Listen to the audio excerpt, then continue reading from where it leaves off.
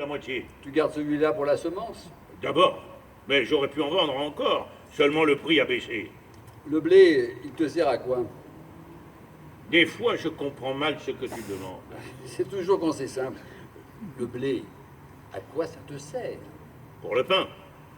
Pour Marthe et toi. Oui, Alors le reste. je le vends. Donc avec du blé, tu fais du pain pour Marthe et toi, c'est juste? Avec encore de ton blé, tu recèmes pour du nouveau blé, c'est juste. Avec ce qui reste, tu fais des sous. Tu donnes ton blé à quelqu'un, il te donne 2, 3 billets, tu ouvres l'armoire, tu places les billets sous les chemises de Marthe. Bon. À ce moment-là, tu t'aperçois que tu es un lépreux. De ton travail, tu as fait 3 parts.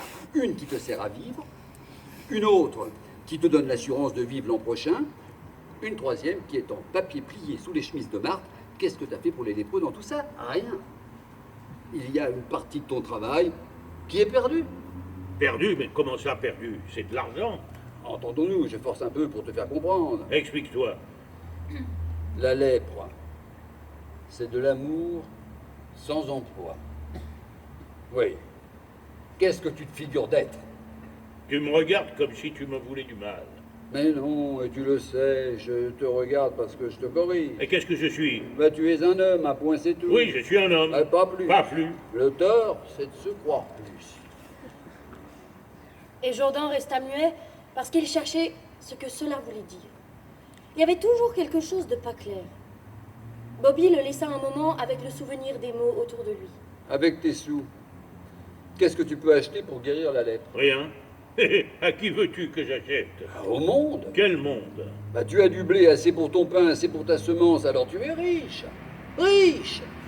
Alors, on va s'acheter une chose. Où est ton blé? À la recette. On y va. Et alors voilà que ce matin, ils n'ont même pas pensé au café.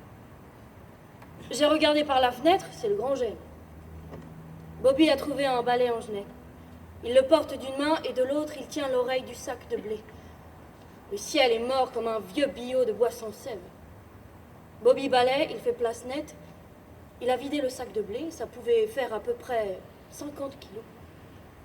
Jourdan ne dit rien. Voilà. Il faut rentrer. On va regarder de la cuisine. Ils se sont mis derrière la fenêtre.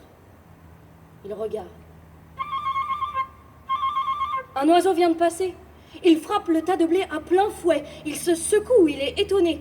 C'est un verdier tout ébouriffé de froid. Son ventre est fleuri de blanc comme du coton de clématite sur de l'herbe. Il ne pense même pas à chanter un petit coup. Il mange. Les yeux regardent l'oiseau. Voilà encore des oiseaux. Et le bruit, c'est les oiseaux qui chantent. Il y en a au moins 30. Un turquin, tout bleu de turc, un tangara à 7 couleurs, des bouvreuils rouges, bleus et noirs. Une ouette qui balance sa crête rouge et frappe de droite et de gauche avec ses ailes noires. Un bruant tout en or, des cerlis et des vangolines. Des agrippènes, des chardonnerets, des roitelets verts, gris, ailes noires et crêtes d'or. Des linottes. Des ciserins, des titiris, des passerines, des calandres avec des taches de rouille, des loriots. Voilà maintenant des rousserolles. Elles viennent de l'Ouvèze, du côté du soleil. Il y a des tourterelles, la draine avec son gros bec, des fauvettes. Maintenant, tous les buissons sont prévenus. Jourdan pensait à ce blé plein d'oiseaux affamés. Il venait de perdre le sentiment pauvrement humain de l'utile. Il ne pouvait pas encore s'appuyer sur l'inutile, mais il entendait venir la flûte qui chante pour les lépreux. Jourdan, viens, viens. Ils vont s'envoler. Les oiseaux s'arrêtent de manger et Jourdan avance. Ses pieds touchent le tas de blé. Et les oiseaux restent là sans se troubler, et même un se pose sur les souliers de Jourdan, et un autre, en s'envolant, vient frapper de la tête dans les pantalons. Jourdan se retient de respirer. Et pour voir les oiseaux, il fait glisser son regard sans bouger la tête. C'est mon homme. C'est bien mon homme. Dis, Bobby, comment l'idée t'est venue? J'ai vu le grand froid et puis j'ai pensé aux oiseaux. Tu as pensé aux oiseaux? Ça t'étonne? Non, de toi ça ne m'étonne pas. Mais je trouve que c'est pas ça. Si, c'est le plus simple de tout.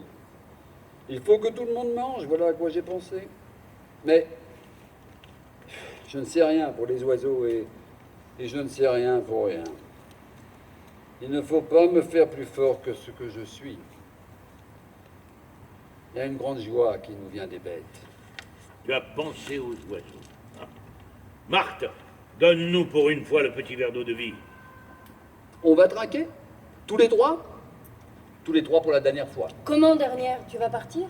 Non, mais on ne seront plus guère ensemble par la suite. On ne sait jamais ce que tu veux dire. Tu cherches aussi, Journaux? Hein? Tu ne dis rien. Oui, je cherche ce que tu veux dire. Et si ça doit être la